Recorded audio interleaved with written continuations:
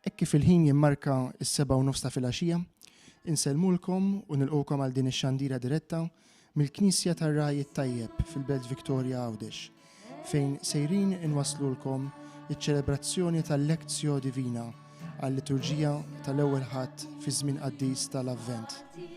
Propju mill-lejla il-Knisja tibda tiċċelebra dan iż-żmien għażiż illi iħejjina għall-laqgħa tagħna mal-mulej, mhux biss dik illi seħħet storikament f'Betlem meta ġie bħala tarbija, imma t-tieni miġja tiegħu meta qed jiġi fil-glorja u l-miġja illi isseħħ fil-ħajja tagħna ta' kuljum meta nilqgħu lill-mulej fil-qlub u fil-familji tagħna. Dawn l-erba' Lectio Divina f'dawn il-ħdud tal-Avvent serin jitmexxew mill-Isqof ta' Għawdex Anton Tewma.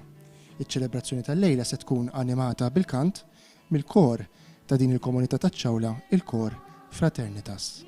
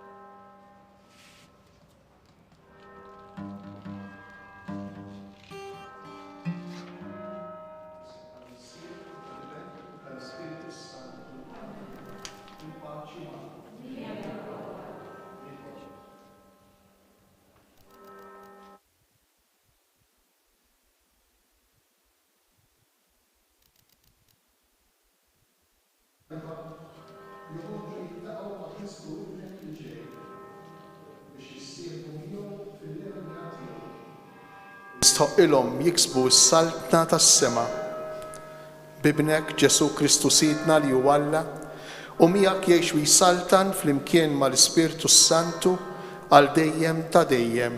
Amen.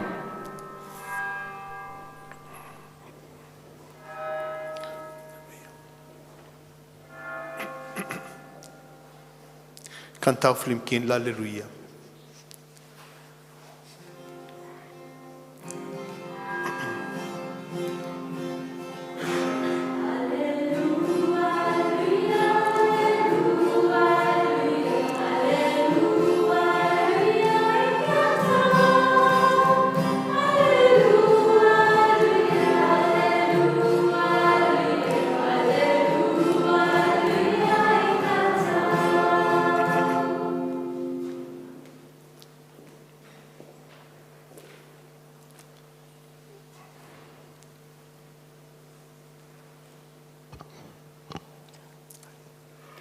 Qari mill-Evanġelju skont San Luqa.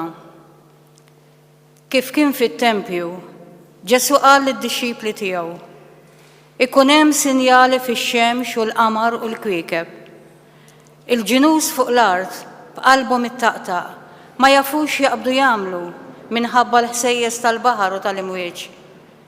In-nies ruħhom ħirġa bil-biża' billi jobsru xi jkun ġej fuq id-dinja għax il-qawwiet ta' smewiet jitqalbu. Imbagħad jaraw li l-bin il-bniedem ġej fi sħaba b'qawwa u glorja kbira. Meta jibda jseħħ dan kollu, qawwu qalbkom u werfgħu raskom għax il-fidwa tagħkom hi fil-qrib. Oqgħodu attenti u qisu li l-ikel u x-xorb żejjed u s-sokor ma jmejtulkomx qalbkom u tħallux li l-ħafna tħassib għal ħtiġijiet tal-ħajja jeħdilkom raskom li ma ssibuhx dak il-jum fuqkom għall-arrieda. Għax hu jum li jagħt jaqa' bħal nassa fuq kull min jagħmar fuq wiċċ l-art kollha. isru mela u jitolbu l-ħin kollu biex tkunu tifilħu tgħaddu minn kull ma għandu jiġri u tieqfu quddiem bin il-bniedem. Il-kelma tal-mulej. it-tifħir lilek Kristu.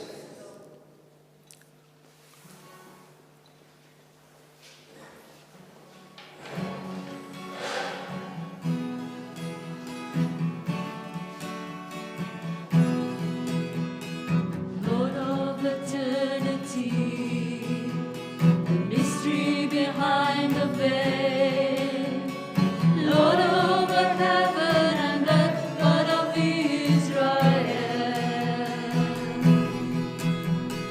come with your wisdom and power, Lord, in your honor and strength, Lord, hear the cry of our hearts, come, O conquering King, and every eye will see your glory fill the sky.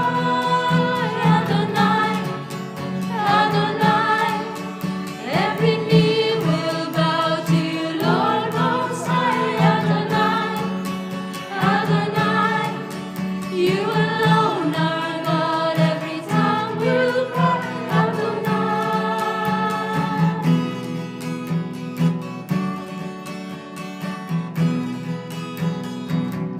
Hear Jerusalem waits, praises lifted on high. Hear the beautiful gates long to see you arise. And all of Zion sings, Baruch haba Hashem. Adonai, Adonai, every knee will bow to you, Lord Most High. Adonai, Adonai, you alone are God. Every tongue will cry, Adonai.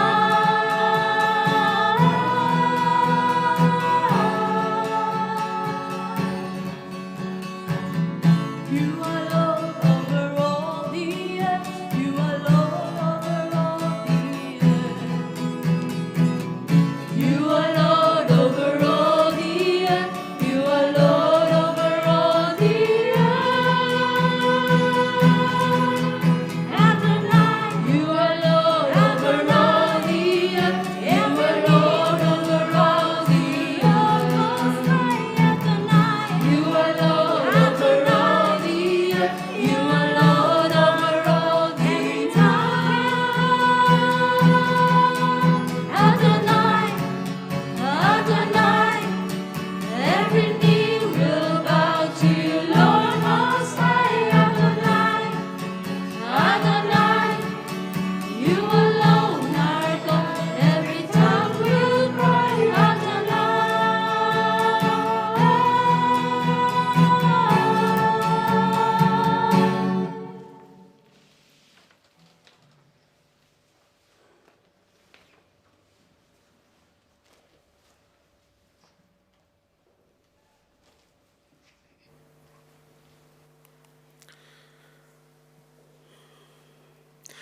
Qegħdin nibdew dan iż-żmien għażiż tal-Avvent, żmien illi fih il-kol kemm aħna msejħin biex nieqfu u nisimgħu. Il-Vanġelu tal-lum jistedinna biex nisru u nitolbu. Forsi nistgħu nieħdu l-impressjoni li Vanġelu bħal dan li għadna kif smajna qiegħed jitkellem mill-aħħar tad-dinja, mill-aħħar ta' żminijiet, però fil-fatt mhux qiegħed jitkellem mill-aħħar ta' żmien, imma qiegħed jitkellem minn dan iż-żmien. Qiegħed jitkellem minn dak li ngħaddu aħna minnu kultant u tant żmien. Kull wieħed u kull waħda minna kultant ngħixu l-esperjenza bħalli kieku wasal it-tmiem tad-dinja, hekk jew le. Kull wieħed u kull waħda minna ngħaddu minn mumenti li nħossuna verament bdarna mal-ħajt, li nħossu li la hemm pass xi wieħed jista' jagħmel il quddiem la lura u lanqas fil-ġenb. Ma baqa' xejn ħlief li jispiċċa kollox. Kombinazzjoni l-bieraħ ċempilt lil xi ħadd li għadu kif tilef lil missieru ħabta u sabta ma kienx jistenna. U l-kelma li qalli kif qabad it-telefon kienet għalija id-dinja spiċċat. Allura dak li qiegħed jgħid Ġesu fil-Vanġelu tal-lum ma jirreferejx tant għall-aħħar ta' żmien, imma qiegħed jitkellem mill-esperjenza li għaddu minna l-bnedmejn, li ngħaddi minna jien, li tgħaddi minna jient, li ngħaddu minna kull wieħed u kull waħda minna, illum jew għada fil-ħajja tagħna. U dan il-Vanġelu Ġesu propju jagħtina l-aħbar it-tajba illi f'dawn id-disgrazzji tagħna hemm hu, hemm preżenti hu, hemm tama.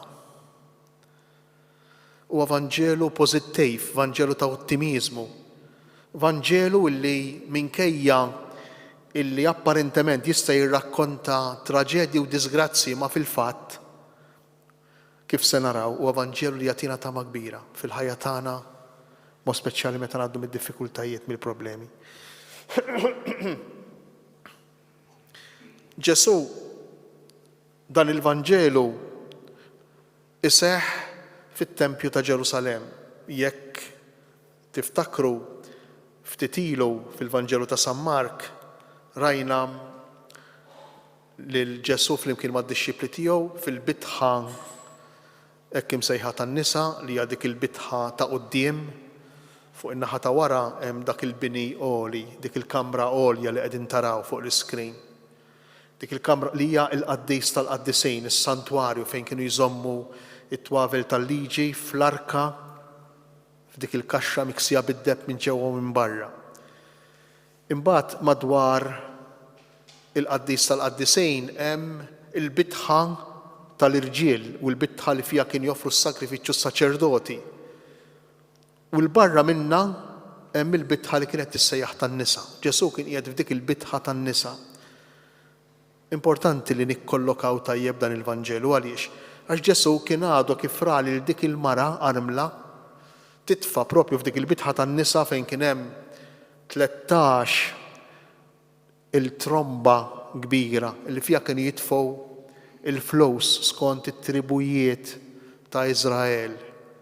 Kien jitfgħu l-flus fihom biex ikunu jistgħu jsostnu il-karità tat-tempju f'diversi modi. U Ġesu jekk tiftakru idur fuq id-dixxipli tiegħu jgħidilhom ara kemm qegħdin jitfgħu flus in-nies. Imma daqskemm tefed dik l-armla li kienet tefed kull ma kellha żewġ ħabbiet, daqskemm tefed dik l-armla ma tefa' ħadd. U allura Ġesu f'dak il-mument li fih qiegħed jaqra b'mod differenti l-esperjenzi tagħna, jaqraw b'mod differenti. Aħna meta mhux hekk naraw lil xi ħadd li huwa sinjur, lil xi ħadd li jista', lil xi ħadd li għandu l-poter, inħarsu lejh b'rispett, inħarsu lejh mhux hekk bħalli kieku għandu xi ħaġa aħjar jew iktar minn ħadd ieħor.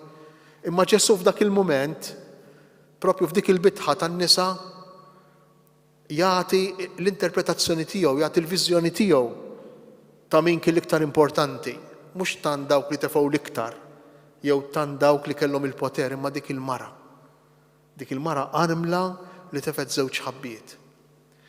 U jkompli propju jispjega Ġesu, jgħaddi minn l-esperjenza ta' din il-mara, jgħaddi mill-interpretazzjoni li jagħti dwar dan il-ġest ta' din il-mara, jgħaddi għall-interpretazzjoni ta' ġrajiet iktar traġiċi u iktar koroħ fil-ħajja tal-bniedem. U allura minn hemm jitlaq il-Vanġelu tal-lum. Xi ħadd kien għadu kif staqsih, ħares lejn il-ġebel tat-Tempju kemm hu sabiħ, kemm hu maqtuħ tajjeb il-ġebel, u veru fil-fatt kien maqtuħ tajjeb ħafna l-ġebel tat-Tempju ta' Ġerusalemm. U r-risposta ta' Ġesu tkun għal darb'oħra sorprendenti bħalma ifaħħar lil mara fqira armla u mhux lil dawk li tefgħu ħafna. Hekk ukoll jagħti risposta li tixxukkjak dwar it-Tempju, allhom mara kemm qed taraw dan il-ġebel sabiħ. Dan kollu se jispiċċa, mhux se tibqa' ġebla fuq oħra. Dak il-bieb li hemm bejn il-bitħa tan-nisa u l-bitħa tas-sakrifiċċju kien jissejjaħ il-bib tad-debb, il-bib is-sabiħ, għax veru kien miksi kollu kemm hu bi pjanċi tad-debb. Allura għalihom it-tempju kien xi ħaġa kbira l-Lut. U Ġesu jgħidilhom dan kollu se jispiċċa. Dan kollu mhux se jibqa' minnu ġebla fuq oħra, kif fil-fatt ġara. Kif fil-fatt ġara iktar quddiem fl-istorja. Dak li qegħdin taraw huma l-ġebliet li għadhom jidhru sal-ġurnata tal-lowm, il-ġebel tat-tempju mwaqqa fit-triq Erodjana, fit-triq ta' Erodi. Parti żgħira minn dak il-ġebel illi bih kien mibni t-tempju, ma t-tempju ta' Ġerusalem kien xi ħaġa kbira. U meta Ġesu jgħidilhom lid-dixxipli tiegħu lil dawk li kienu jisimgħuh li t-tempju ta' Ġerusalem se jaqa' se jispiċċa, tafu x'kien qed jgħidilhom? Qisu qiegħed jgħid lilna isma' qatt jiġi żmien li ma tibqgħux tmorru l-Knisja. Qatt jiġi żmien li jaqgħu l-knejjes. Qatt jiġi żmien li ma jibqgħux isiru purċissjonijiet u forsi qegħdin fih dan iż-żmien. Qatt jiġi żmien li ir-reliġjon, il-fidi kif tgħixuha ma tkunux tistgħu tibqgħu tgħixuha. Hekk kien qiegħed jgħidilhom il-Lut. Dak li kien l-iktar importanti għalihom, it-Tempju ta' Ġerusalem, u miegħu ir-ritwaliżmu kollu, il-fidi kollha kemm hi, dan kollu se jispiċċa. Immaġinaw meta jisimgħu xi ħaġa bħal dik il-Lut kif jibqa' għaliex. Għax qiegħed jgħidilna hemm xi ħaġa iktar importanti. Possibbli hemm xi ħaġa iktar importanti. U forsi aħna qed nagħmlu esperjenza diretta bħalissa ta' dan kollu x'hekk dawn ġranet, u x'hekk reġa' faqqas varjant ieħor tal-virus, l-Omicron sejħulu. Għadhom ma jafux fuqu, nittamaw li jsibu tarf tiegħu wkoll. Mhux qiegħed jitkellem mit-tmiem tad-dinja mill-aħħar tad-dinja, qiegħed jitkellem mill-esperjenzi li fil-ħajja tagħna jġibuna kważi li qed ngħixu l-aħħar tad-dinja. Iġibuna fil-biża', iġibuna fid-diffikultà. Imma x'irid jgħid Ġesu b'dan kollu? X'irid jgħidilna Ġesu b'dan kollu? Ġesu qiegħed jistedinna biex ma nagħmlu xejn assolut fil-ħajja. Ġesu qiegħed jistedinna biex ma npoġġu lil ħadd u xejn il fuq minnu, ogħla minnu. Ġesu qiegħed jistedinna biex neħilsu mill-Alla tfolot tagħna. Tgħidu li t-Tempju ta' Ġerusalem Alla falz, il-purċissjoni, il-festa Alla falz, l-espressjoni esterjuri, esterna ta' reliġjon Alla falz. Iwa nistgħu nagħmluha Alla falz. Nistgħu nagħmlu purċissjoni u ma niltaqgħux ma' Ġesu. Nistgħu nagħmlu ċelebrazzjoni kbira fil-Knisja u ma niltaqgħux mal-persuna ta' Ġesu f'ħajjitna. Nistgħu nitolbu nagħmlu ħafna opri tajba u ma niltaqgħux mal-persuna ta' Ġesu. Interessanti l-Vanġelu tal-lum għax jitkellem għalija, jitkellem għal kull wieħed u kull waħda minna. Mhux biss it-tempju jaqa', imma ikun hemm sinjali fix-xemx u l-qamar u l-kwiekeb. Il-ġnus fuq l-art b'qalbhom ittaqtaq ma jafux x'jaqbdu jagħmlu minħabba l-ħsejjes tal-baħar u tal-imwieġ. In-nies ruħhom ħirġa bil-biża' billi jobsru xi jkun ġej fuq id-dinja għax il-qawwiet ta' smewiet jitqalbu. X'inhuma x-xemx, il-qamar u l-kwiekeb? Kif nafu l-kol kemm aħna, ix-xemx, il-qamar u l-kwiekeb kienu l-allat tal-popli primittivi. Il-Mesopotamja, pereżempju Abraham, Alla il-qamar, l-Eġittu Alla ix-xemx. Il-kwiekeb li kienu meqjusin ukoll bħala l-allat u għalhekk Alla lil Abraham jgħidlu il-ġnus li joħorġu minnek se jkunu iktar mill-kwiekeb tas-sema. Iktar minn dawk li jent niesek u l-antenati tiegħek iqisu bħala l-allat tagħhom. Kemm il-darba fil-ktieb tal-Ġenesi, Alla huwa jitkellem mal-patriarki, isemmi l-kwiekeb, isemmi x-xemx, isemmi l-qamar, propju minħabba din ir-raġuni. Biex jurihom li huwa ogħla minnhom il fuq minnhom. Imma x'inhuma x-xemx, il-qamar u l-kwiekeb? Għaliex il-bniedem sa mill-qedem, sa mill-antik, għażilhom bħala l-allat tiegħu għax ix-xemx hija dik li tagħmel id-differenza bejn il-lejl u n-nar. Hija dik li tiddetermina l-ġurnata. Il-qamar huwa dak li jiddetermina l-ġimgħat u x-xhur. Ix-xahar lunari, 28 ġurnata. Huwa dak li jiddetermina l-uċuħ tar-raba. Il-kwiekeb dawk li jiddeterminaw is-snejn, dawk li jiddeterminaw is-sekli. U allura l-bniedem mill-ewwel ħaseb illi dawn l-oġġetti, dawn il-ħlejja fissi, stabbli fl-univers għandhom potenza, għandhom poter, għandhom seta. Għax dawn jibqgħu għada fil-ħodu aħna ċerti li se jkun hemm ix-xemx. Imbagħad fil-għaxja ċerti li se jkun hemm il-qamar u l-kwiekeb, l-istabilità. X'inhu jgħid Ġesu f'dan il-Vanġelu? Illi dik l-istabilità mhux se tibqa'.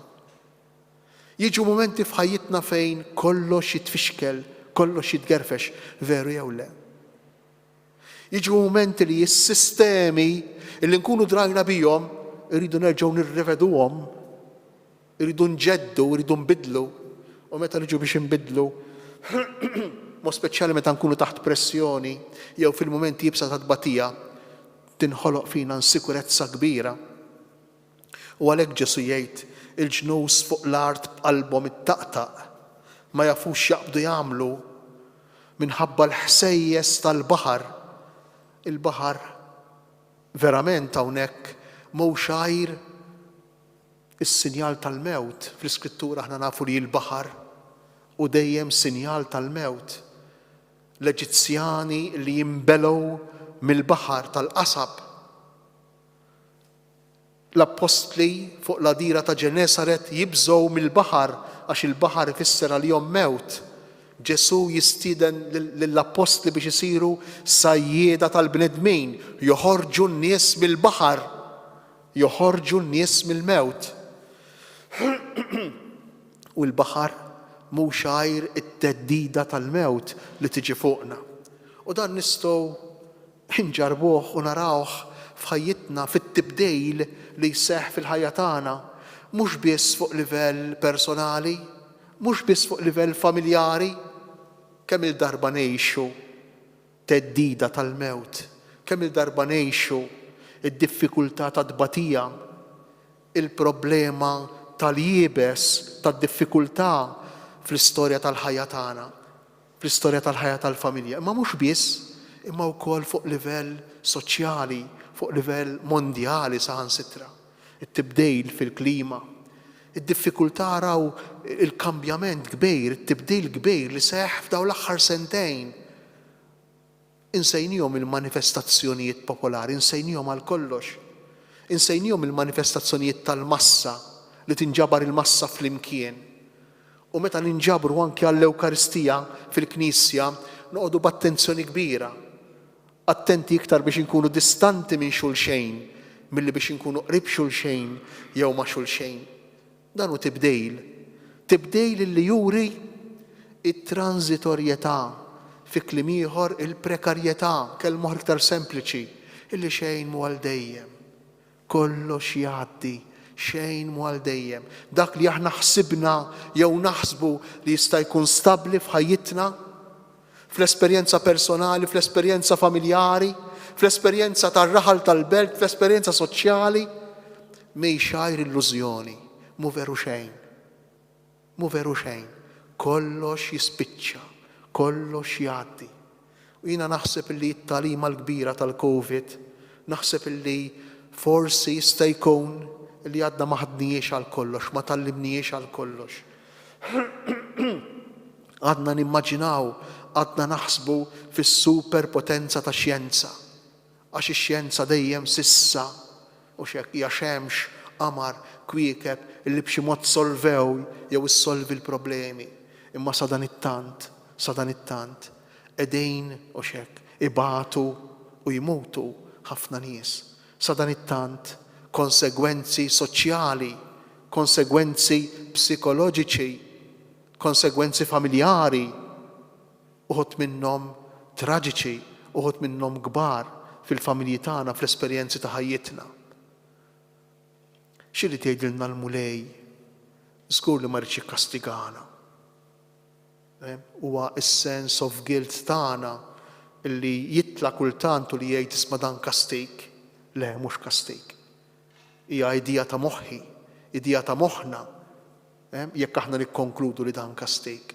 Imma żgur li xi ħaġa li tgħidilna l-mulej. Jista' xikun li dan il-Vanġelu jgħinna nisimgħu ftit iktar b'mod ċar il-vuċi ta' Ġesu x'ili tgħidilna Ġesu. Għaliex? Għax propju qalb dan it-tibdejl, qalb dejn l-inċertezza tinħoloq fina il-biża'. Nies ruħhom ħirġa bil-biża' jgħidilna l-Vanġelu billi jobsru xi jkun ġej fuq id-dinja. U nafu kemm inkwiet u nafu kemm enerġija psikika titlob kull diffikultà li naffrontaw fl-istorja tagħna, fl-istorja tal-familja tagħna. Imma dan kollu minn barra li jibes, minn barra diffiċli, dan kollu jaħbi jew b'mod differenti ikun qiegħed iwellet u jnissel fil-qalb tagħna, fil-qalb tal-familji tagħna, it-tama ta' bin il-bniedem illi ġej fil-glorja tiegħu. It-tama ta' Ġesu illi joħroġ bħala r-rebbieħ fl-istorja tal-ħajja tagħna. Mela wara kull traġedja, wara kull diffikultà, wara ir-reżistenza tagħna biex inċedu, biex inwarbu miċ-ċentru ta' ħajjitna xi wieħed mill-allat foloz li jkollna li nkunu għamilna forsi kultant b'mod inkonxju mingħajr ma ndunajna, jista' jkun xi ħadd mit-tfal tagħna, jista' jkun proġett, pjan li jien għandi għall-familja tiegħi, tista' tkun xi biċċa proprjetà jew xi biċċa negozju li jien inkun qiegħed nagħmel. Wara li nirreżisti u kważi kważi naqaf depressjoni għax lil dak alla falz tiegħi ma nkunx irridu jaqa', ma nkunx irid inċedih, ma nkunx irid inħallih imur, wara dan kollu toħroġ il-pożittività, joħroġ l-ottimizmu, jitnisser, jitwielet, jitrawwem bin il-bniedem. Joħroġ bin il-bniedem. Minu bin il-bniedem? Bin il-bniedem li jiġi fi sħab tas-sema. Hawnhekk Ġesu jirreferi għal kapitlu 7 tal-ktieb tal-profeta Daniel. Bin il-bniedem li jiġi fi sħab tas-sema, jiġi fil-glorja tiegħu u jiġi b'qawwa kbira. Minu dan bin il-bniedem? Jekk mhux għajr Ġesu imsallab. Dan hu bin il-bniedem, dan hu l-Alla tiegħi ta' kull wieħed u kull waħda minna illi mingħajr ma rridu u mhux bi vjolenza tiegħu imma mingħajr ma rridu irridu nċedulu il-post biex ikun fiċ-ċentru tal-ħajja tagħna. Ikun l-Alla veru li ġej, Maranatà, ejja mulej Ġesu, ikun dak li jiġi fin-nofs tal-esperjenza, tal-istorja, tal-ħajja tagħna, tal-ħajja tal-familja tagħna.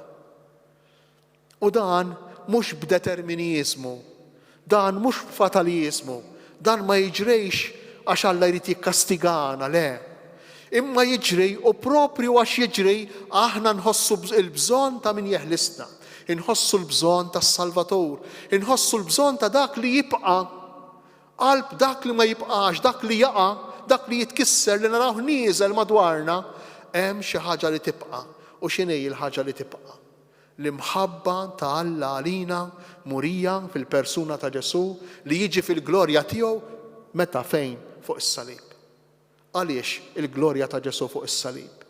Għax Ġesu juri bl-aħjar mod, bl-ola mod, l-imħabba infinita tal-missier meta jkun fuq is-salib, fil-mewt tiegħu fuq is-salib. U allura hawnhekk Ġesu jistedinna biex qalb id-diffikultajiet tal-ħajja, qalb il-problemi tal-ħajja, aħna mhux biss nieqfu fid-disperazzjoni, fid-dwejjaq, fl-inkwiet, imma wkoll nagħmlu pass ieħor il qudiem. U nippruvaw nagħmlu l-wisa lilu li jrid jiġi fil-ħajja tagħna, fl-esperjenza tal-istorja tagħna, bħala dak li jeħlisna, bħala il-ħellies veru tagħna. U din titlob allura illi kull ma jmur aħna nidħlu f'relazzjoni ma' Ġesu, f'relazzjoni intima miegħu, għax hija din ir-relazzjoni li lilna tista' tassigurana li qalb id-diffikultajiet u l-problemi, qalb it-traġedji hemm hu li huwa s-Salvatur, hemm hu li jeħlisna. Hija biss din l-esperjenza ta' relazzjoni personali, mhix kwistjoni ta' kemm ħanitalmu fuqu, mhix kwistjoni ta' kemm nafu dwar il-Bibja, imma ta' kemm nafu lilu permezz tal-kelma, kemm nagħmlu esperjenza ta' intimità, ta' laqgħa ta' veru miegħu meta niċċelebraw l-Ewkaristija. Hija kwistjoni ta' esperjenza ta' ħajja. Jekk tiftakru, meta l-Evanġelisti jirrakkuntaw il-mewt ta' Ġesu fuq is-salib, x'jgħidu wkoll? Jgħidu li x-xemx għabet, l-art teżżet. L-elementi li kienu l-iktar stabbli bħalma semmejna x-xemx, il-qamar u l-kwikeb, dawn waqgħu fi kriżi. Għaliex? Għax il-mewt ta' Ġesu hija t-tmiem tad-dinja ta' Adam. Jekk tirriflettu ftit hawnhekk Ġesu f'dan il-Vanġelu qiegħed jirrakkonta il-maqlub tal-ktib tal-Ġenesi. Fil-ktib tal-Ġenesi mill-kaos, mit-taħwit, Alla ħalaq l-ordni, ix-xemx, il-qamar, il-kwiekeb, l-art, il-baħar. Issa Ġesu qiegħed jgħid jiġri l-maqlub. Mill-ordni, mill-ġdid tal-kaos. U dan seħ meta? Seħ meta Ġesu jmut fuq is-salib. X'irid jgħidilna dan kollu? Illi dak il-mument tal-mewt ta' Ġesu fuq is-salib intemmet id-dinja ta' Adam, id-dinja tal-egoizmu, id-dinja tal-prepotenza, id-dinja tal-aggressjoni, id-dinja ta' min jiflaħ iħawwel, ta' min jiflaħ ikisser li lil ma jiflaħx, id-dinja tal-ħuta l-kbira li tibla żgħira u tibda dinja ġdida. Id-dinja ta' Ġesu imsallab, fi kliem ieħor, id-dinja tal-imħabba. Ippruvaw irriflettu ftit. Il-ġrajiet li ngħixu kollha kemm huma, il-COVID pereżempju, aħna nistgħu ngħixuhom dejjem b'żewġ modi. Jew bil-mod tad-dinja ta' Adam, tal-prepotenza, tal-egoizmu, fittex li tkun sewwient, fittex l-ewwel li tkun sew il-familja tiegħek, aħseb għal rasek, fendi għal rasek, oqgħod attenta lik innifsek għax ħadd ma joqgħod attenta lik, il-ħadd ieħor ħallih, id-dinja ta' Adam. Jew inkella nistgħu ngħixuh bid-dinja ta' Ġesu msallab, bil-loġika tal-imħabba infinita ta' Kristu fuq is-salib, bil-loġika tal-boloħ, bil-loġika tal-imġienen, bil-loġika ta' min iħalli l-post tal-ħaddieħor, bil-loġika ta' min jaqdi lil ħaddieħor, bil-loġika ta' Alla illi jkun bniedem fraġli daqsxejn ta' tarbija, bil-loġika ta' dak li jista' kollox jispiċċa biex jaħsel ir-riġlejn tal-oħrajn, jaqdi lill-oħrajn. Bil-loġika ta' dak li jista' jpattija lil kulħadd jispiċċaw ibagħat il-konsegwenzi tal-ħażen u tal-egoizmu tal-oħrajn billi jħalli min isalbu fuq is-salib. Dawn huma żewġ modi ta' kif aħna nistgħu naffrontaw il-ħajja. L-ewwel mod jispiċċa mal-qamar, max-xemx, mal-kwiekeb, mal-allat foros ta' kull wieħed u kull waħda minna. Dan it-tieni mod. Dan it-tieni mod. Il-mod ta' Ġesu msallab, il-mod ta' bin il-bniedem li ġej fi sħab tas-sema, dak li jibqa'. Dak li jibqa'. U dan hu il-mod li jagħtina il-vera paċi tal-qalb, il-vera serenità. Imma l-ġlieda tittibqa'. Il-ġlieda bejn iż-żewġ dinjiet tittibqa'. X'jiġri wkoll? Meta naraw il-bin il-bniedem, allura qalb dawn id-diffikultajiet kollha li aħna ngħaddu minnhom, qalb il-problemi kollha, qalb il-kriżijiet kollha tal-ħajja, Ġesu jistedinna espressjoni sabiħa. Meta jseħħ dan kollu, jiġifieri qalb l-inkwiet, qalb it-trabil, qalb ir-restrizzjonijiet tal-COVID kif huma, illi lanqas nistgħu nagħmlu ċelebrazzjoni bħal nies. Ma nistgħux niċċelebraw il-milied sewwa, qalb dan kollu. Ġesu x'jgħidilna, qawwu qalbkom werfgħu raskom għax il-ħelsien tagħkom hu fil-qrib. Qawwu qalbkom u werfgħu raskom għax il-ħelsien tagħkom hu fil-qrib. Ejxu dan kollu b'dinjità, din l-espressjoni tqum dritt, hekk tfisser propjament qawwa qalbkom, qum dritt u erfa' rasek. Insibuha f'Salluqa meta jirrakkonta l-ġrajja ta' dik il-mara li kienet mawġa. Li jiltaqa' magħha Ġesu u f'jum is-Sibt, fil-jum tal-kelma ta' Alla, l-jum tas-Sibt, il-jum li fih Alla jistrieħ, il-jum li fih il-bniedem jiltaqa' ma' Alla u jistrieħ miegħu f'jum is-Sibt lil din il-mara jiddritta, jagħtiha dinjità.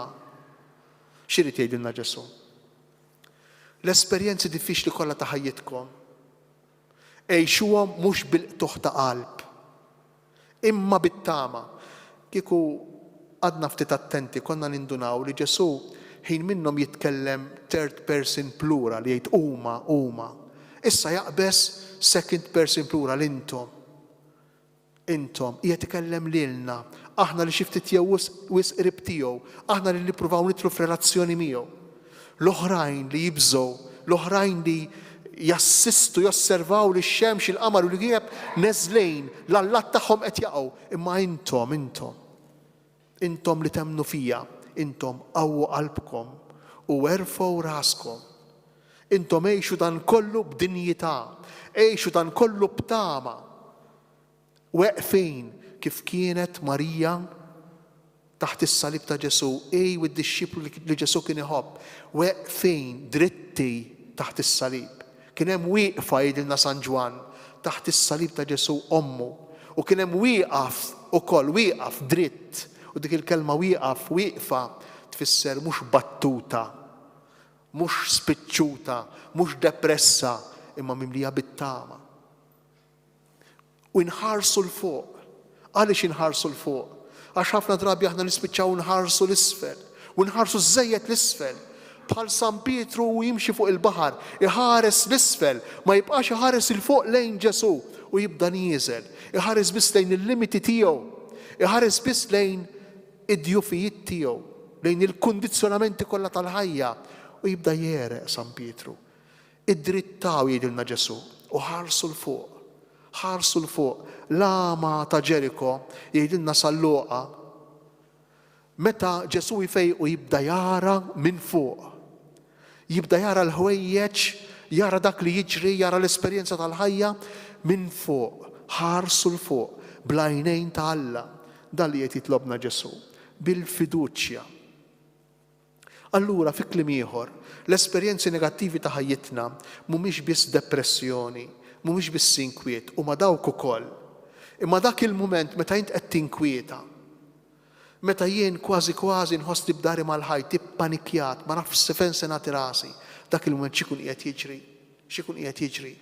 Jista' jkun li wieħed mill-allat forozz tiegħi jkun nieżel bil-mod, ikun qiegħed jitkisser biex jien naqbad mas-sod, biex jien infittex lil dak li tassew il-ħellies, is-Salvatur, biex inħalli lil Ġesu, nagħmel il-wisq għal Ġesu li jiġi fi sħab tas-sema mimli glorja u qawwa kbira f'ħajti, fl-esperjenza ta' ħajti. U jispiċċa dan il-Vanġelu b'suġġerimenti importanti li huma prattikament l-essenza tal-Avvent. Oqgħodu attenti mill-ikel u x-xorb żejjed u s-sokor jgħidilna Ġesu. Għax imewtulkom qalbkom, itaqlulkom qalbkom. X'irid jgħidilna Ġesu? Xi fisser toqgħod attent mill-ikel u x-xorb żejjed għax imewtulna qalbna. Qiegħed jgħidilna Ġesu hawnhekk biex ma nagħmlux bħal dak ir-raġel ta' kapitlu 18 tal-Vanġelu ta' Salluqa illi kellu ħafna ġid. U mhux biss kompla jistinka jaħdem għaliex għax li kellu ma kienx biżżejjed. U qal taf x'nagħmel, qal inwaqqal bini li għandi nibni imħażen oħrajn, nqabbad iktar ħaddiema miegħi, inkabbar, ħalli jkolli ħafna ġejt. Imbagħad meta jgħaddi żmien li rruħi ngħidil issa kul u ixrob, għax issa ma jonqsok xejn. U Ġesu jkompli fil-Vanġelu, miskin dak ma kienx jaf li dak il-lejl stess kienu ġejjin għalih biex jeħdulu ruħu. Dak il-lejl stess kien se jmut. Jista' jiġrilna wkoll bħal ma ġralu is-Sinjur illi kien jiekol jgħidilna l-Vanġelu ta' San Luqa ikliet kbar kuljum, kien jilbes il-porpra kuljum u kien hemm Lażru imma kien stordowt bl-ikel tiegħu dan is-Sinjur u li Lażru qatt ma rah tassew, qatt ma rah u tħassru kif jagħmel is-Samaritan it-tajjeb fil-Vanġelu jarah u jitħassru jgħidilna San Luqa imma ma milx hekk l-Epulluni dan is-Sinjur. Aqqas biss kien jarah hemmhekk jiekol, hemmhekk jipprova jittalla biex jiekol xi ħaġa u l-klieb li jilaqgħulu l-ġrieħi tiegħu jgħidilna l-Vanġelu. X'jiġifieri meta aħna nistordu bl-ikel u x-xorb. Illum noqogħdu attenti x'nieklu, noqogħdu attenti kemm nixorbu. Imma ma noqogħdux attenti kemm naħdmu għall-ikel u kemm naħdmu kemm nistinkaw għax-xorb. Hekk xi problema kbira ħafna drabi fil-ħajja tagħna, fil-ħajja tal-familja biex insibu l-bilanċ bejn is-sigħat u l-enerġija tax-xogħol u bejn is-sigħat u l-enerġija dedikata lill-familja. X'diffikultà kbira biex insibu dan il-bilanċ. Xi problema kbira, xi ġlieda kontinwa. Jalla tibqa' ġlieda x'ħafna drabi laqqas il-ġlieda ma jkun hemm. Ħafna drabi u x'hekk nirrassenjaw ruħna li dawn iż-żewġ enerġiji, l-enerġija tax-xogħol u l-enerġija affettiva tal-familja huma kontra xulxin ma jistgħux jiltaqgħu. U nibqgħu mixjejn u x'hekk b'żewġ toroq paralleli illi ħafna drabi jispiċċawna imbagħad biex imbagħtu, biex nispiċċaw ħażin. Imma wkoll Ġesu qiegħed jistedinna mhux biss biex noqogħdu attenti mill-ikel u x-xorb, imma wkoll noqogħdu attenti minn ħafna tħassib żejjed għal ħtiġijiet tal-ħajja. U dan jeħdilna moħħna jgħidilna Ġesu, jeħdilna moħħna. Fi kliem ieħor x'inhu jgħidilna? Ejja nippruvaw ngħixu l-ħajja f'livelli iktar profondi. Ħafna drabi aħna l-ħajja tagħna ngħixuha fuq livell artifiċjali għall-aħħar. Ħsiebna u x'hekk se nieklu, ħsiebna fuq il-bżonnijiet l-iktar urġenti tal-ħajja tagħna, imma ma nieqfux nirriflettu fil-fond. Imbagħad nispiċċaw nieqfu nirriflettu fil-fond meta tinqala problema kbira, meta tinqala diffikultà kbira. U ħafna drabi ma nkunux ippreparati. U nkunu sforzati biex nirriflettu fil-fond u nibdew nistaqsu għaliex, għax qiegħed jiġri dan kollu. U rridu nibdew dakinhar nirrispondu għal mistoqsijiet illi suppost nkunu ilna naħsbu fuqhom sa minn meta dħalna fl-età adulta. Sa minn meta bdejna nirraġunaw. U Ġesu lil min jgħidilha inti taħseb iż-żejjed, inti ħsiebek wisq fil-ħwejjeġ li jgħaddu. Taħseb iż-żejjed fuq il-ħwejjeġ tad-dinja lil min jgħidlek lil Marta. U Marija tkun dik li tażel l-aħjar għaliex. X'tagħmel il-kelma talla? Il-kelma talla tgħinna lil kull wieħed u kull waħda minna. Ngħixu l-ħajja tagħna bil-problemi tagħha, bid-diffikult, bil-ferħ tagħha, imma tgħinna ngħixuha fuq livelli aktar profondi. Tagħti sens lill-esperjenzi kollha ta' ħajjitna. Tgħinna nindunaw li aħna maħniex sempliċiment magni naħdmu biex nieklu, biex nixorbu, biex inkunu sew, maħniex sempliċement daqshekk. Imbagħad tiġri xi ħaġa u ngħidu mela mhux daqshekk biss jien, xi ħaġa iżjed minn daqshekk, jew xi ħaġa inqas minn daqshekk, min jien tassew. U jibdew ħafna mistoqsijiet. Il-kelma talla tirrispondi għal dawn il-mistoqsijiet. Il-kelma talla tagħtina il-perspettiva ta' fejn qegħdin, minn fejn ġejjin, fejn iridu morru, kif iridu nimxu, fejn iridu nieqfu, meta hemm bżonn li naġlu, meta hemm bżonn li nislowjaw, dan tagħtihulna il-kelma talla u l-kuntatt kontinwu magħha. L-aħħar suġġeriment, issru mela u jitolbu l-ħin kollu biex tkunu tifilħu tgħaddu minn kull ma għandu jiġri u tieqfu quddiem bin il-bniedem. X'jiġifieri tisar? Tisar ifisser toqgħod attent. Tisar ifisser ikollok dik li jgħidula tensjoni salutari, healthy tension, mhux ansjetà. L-ansjetà mhix tajba. Ħafna drabi aħna ngħixu fl-ansjetà. Isna dejjem ħanerqu, isu dejjem ħanifgaw, isu dejjem taħt l-ilma. L-ansjetà mhix tajba. imma li jkollna tensjoni salutari biex nimxu l-qudiem fil-ħajja, fl-aspetti kollha tagħha, imma b'mod speċjali fl-aspett spiritwali, f'din l-interpretazzjoni utli li aħna ridu nagħtu vera autentika lil dak kollu li ngħaddu minnu, din it-tensjoni hi importanti. Isru. U Ġesu jaqgħad flimkien isru u itolbu. Fi kliem ieħor qiegħed jiddefinilna, qiegħed jispjegalna xi tfisser tisar. Tisar ifisser illi tgħix il-ħajja tiegħek dejjem f'relazzjoni. Ngħixu l-ħajja tagħna dejjem f'relazzjoni ma' Ġesu. Ngħixu l-ħajja tagħna dejjem f'relazzjoni mal-valuri tal-Vanġelu. Il-qaddisin kienu jgħidula tgħix fil-preżenza t'Alla. Kienu jgħidula iżżomm quddiem għajnejk dak li jixtieq Alla minnek. Imma fi kliem sempliċi, ngħixu l-esperjenzi tal-ħajja tagħna ta' kuljum dejjem f'relazzjoni. Bħalli kieku Ġesu qiegħed ma' ġenb il-ħin kollu, mhux bħalli kieku, għax veru qiegħed ma' ġenb il-ħin kollu. Veru qiegħed miegħi il-ħin kollu. Imma rrid ngħix bħalli kieku din il-verità hija tassew verità.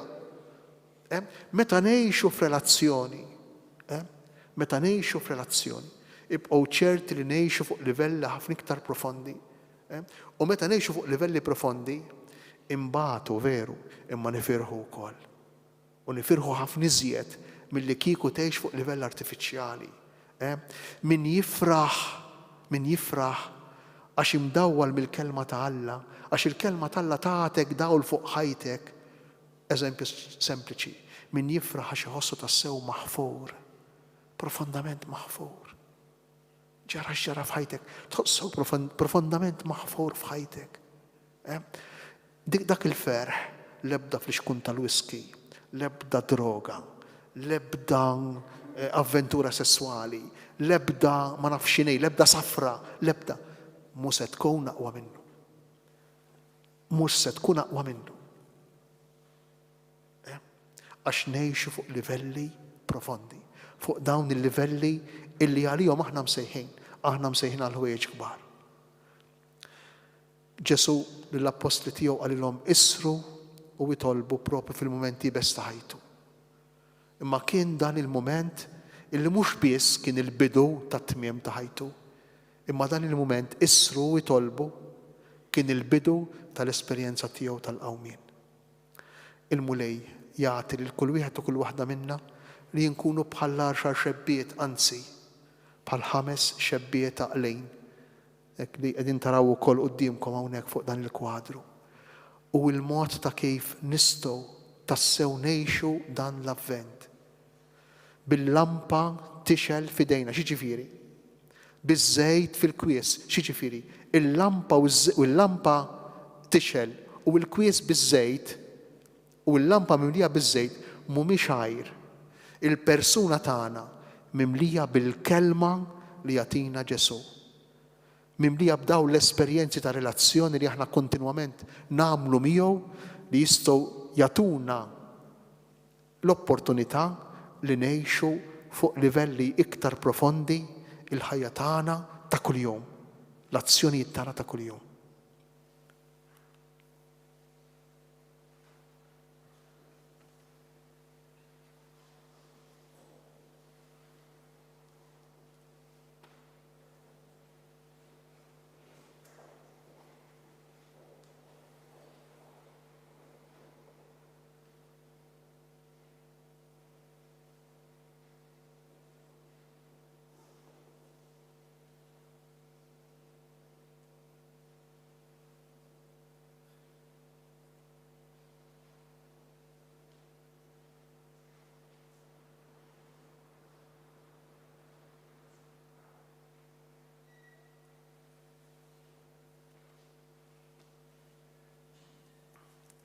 Sanqu bil-wieqfa u nkantaw flimkien it-talba li għallimna ħuna Ġesu.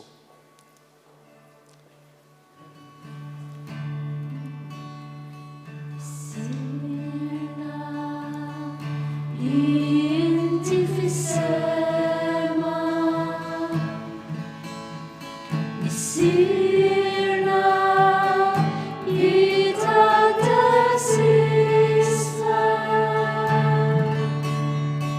Issirna tiġi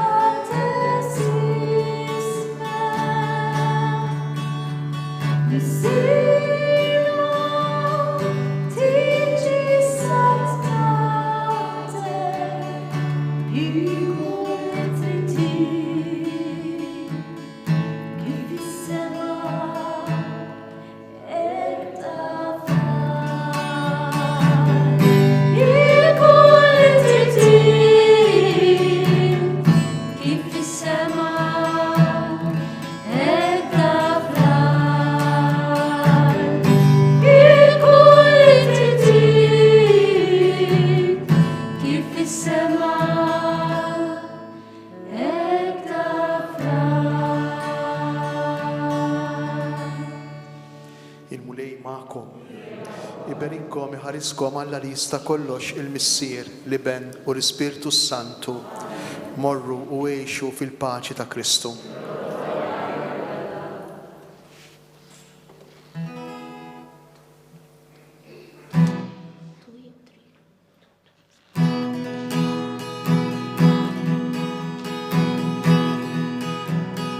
Nemnuri Maria, l-ovvera tal-miftija, xinaħna l-koll jitolbu, tkun titlob mana wkoll, bil-fidi rima Alla, xejn huwa impossibbli, qed tonqos fina l-qawwa, iktar tkompli xogħol. Lejk Ġesu Kristu, għax waħdek il-ħelli. L-Ispirtu jerfana lejn Alla il-Missier.